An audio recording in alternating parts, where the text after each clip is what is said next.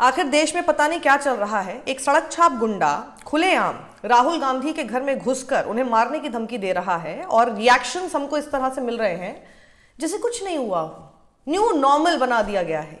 कौन है ये सड़क छाप गुंडा? क्या बोला इसने? राहुल गांधी कान खोल कर सुन ले, अगर दोबारा ऐसी घटना हुई तो तेरे घर में घुस के हम गोली मार देंगे। वो मैं आपको आगे इस वीडियो में बताऊंगी, लेकिन उससे पहले एक हिला देने वाली खबर आपको बताती हूं। पापा मुझे बचा लो। एक बच्चे की आवाज, एक बच्चे की चीख और एक पिता का आखिरी सफर। दिल दहला देने वाली खबर है। दिल्ली की सड़कों पर जैसे आजकल इंसानियत नहीं बल्कि खौफ चलता है। कानून नहीं, बंदूक बोलती है।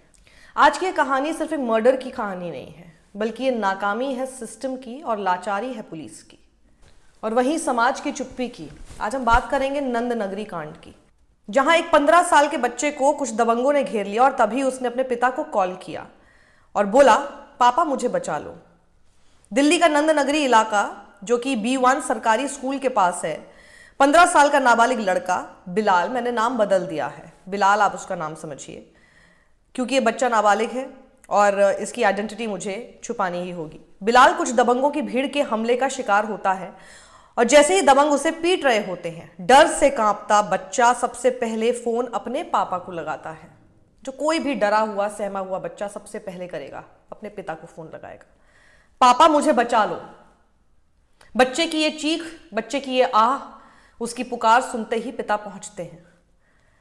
मोहम्मद उमरुद्दीन, एक आम आदमी जो कि कोई गैंगस्टर नहीं है, जो कि कोई माफिया नहीं, कोई अपराधी नहीं, बस एक मासूम पिता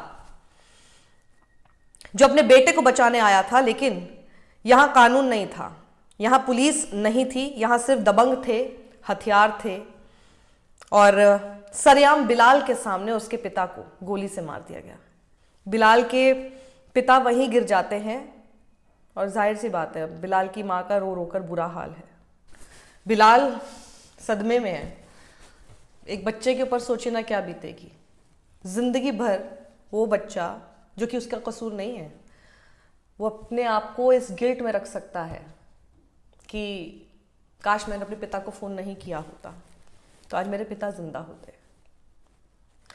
पता नहीं कितने लोग इस बात को समझ पाएंगे, लेकिन बच्चे का ये जो गिल्ट है ना, जो नहीं होना चाहिए उसको गिल्ट, लेकिन आप कुछ नहीं कर सकते, ये रहेगा। ये ट्रॉमा बनकर किस तरह से जिंदगी भर उसका पीछा करेगा, ये हम सोच भी नहीं सकते।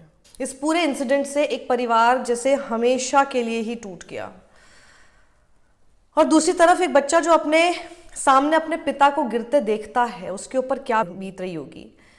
इसलिए मैंने जैसे कहा कि ये सिर्फ एक मर्डर नहीं है, बल्कि ये एक पीढ़ी का, ताउम्र का ट्रॉमा है।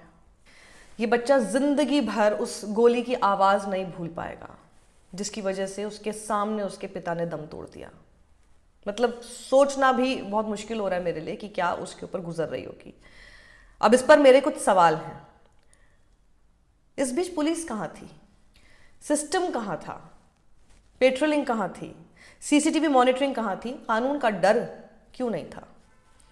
अगर किसी इलाके में दबंग खुलेआम गोली चला रहे हैं तो आप समझ लीजिए कि यहाँ कानून का राज नहीं चलता, बल्कि वहाँ दबंगई चलती है।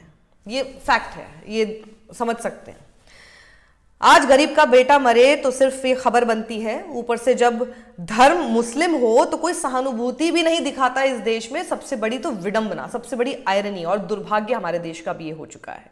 बहुत कड़वी बात मैं आपको बोल रही हूं, लेकिन ये सच है। लोगों को वो माँ नहीं दिखती है, फिर वो माँ की तरह नहीं दिखती है, उसमें भी उनका धर्म आ जाता है। तो ये हम बोल सकते हैं कि जिसके पास भीड़ वही कानून है, और जिसके पास नेटवर्क है वही सुरक्षित है। और आम आदमी का क्या पता नहीं, इसी तरह से गोली खाकर कहीं पर भी मर सकता है। इसलिए हमारा बोलना बेहद जरूरी है। आज अगर हम चुप रहे तो कल को हमारा नंबर हो सकता है। आज अगर आपने आवाज नहीं उठाई तो कल जो दिल्ली में किसी और के साथ हुआ वो आपके साथ, हमारे साथ हो सकता है। आज अगर सवाल नहीं पूछा तो कल चीख भी नहीं सुनी जाएगी। न्यू नॉर्मल मत बनने दीजिए।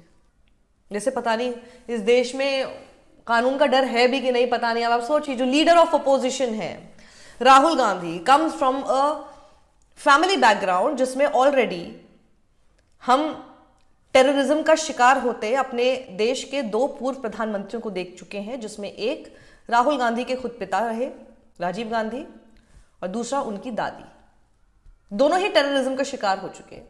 उसके बावजूद आपने देखा था कि कैसे राहुल गांधी की सिक्योरिटी तक इस सरकार में कम कर दी गई थी, जबकि उनकी जान को थ्रेट है। वहां पर ऐसे एरा गेरा आकर कोई भी एक आतंकी टाइप का आदमी खुले आम सरे आम ये धमकी देगा कि राहुल गांधी को जान से मार देगा। जय महाकाल, जय ओम जी बिरला, जय नरेंद्र मोदी।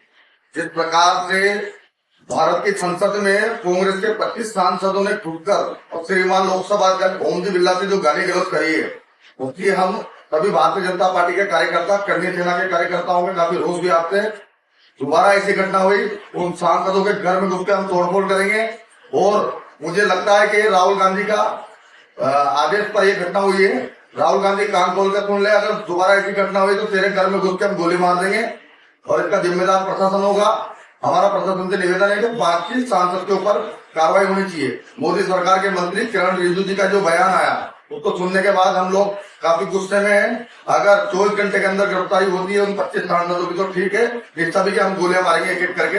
ये राज सिंह आमेर और संभाजी प्रवक्ता कर्णी सेना का ये बयान है। चाहे मुझे जेल हो जाए, मुझे कोई दिक्कत नहीं है। जय हिंद, जय भारत।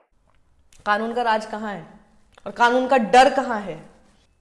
तो ये खबर सुनिए, राहुल गांधी को भी घर में घुसकर गोली मारने की धमकी जो दी जा रही है, खुद बीजेपी करनी सेना का कार्यकर्ता बता रहा है ये खुद को, और गले में भगवा गमछा, पीछे मोदी और ओम बिरला की फोटो लगा रखी है, और राहुल गांधी समेत 25 सांसदों को मारने की धमकी दे रहा है, क्योंकि ये कह रहा है कि ओम बिरला के केबिन में जो कथित तौर पर हंगामा हुआ उस पर एक्शन चाहता है, वरना राहुल गांधी समेत 25 सांसदों को गोली मारने की धमकी दे रहा है। इतना आहत ये ओम बिरला के केबिन में सांसदों के पहुंचने से हो गया। पीछे तस्वीर लगा रखी है, तो ओम बिरला जरा बोल दे अपना पल्ला झाड़ते हुए कि भैया इससे उनका कोई लेना देना नहीं है।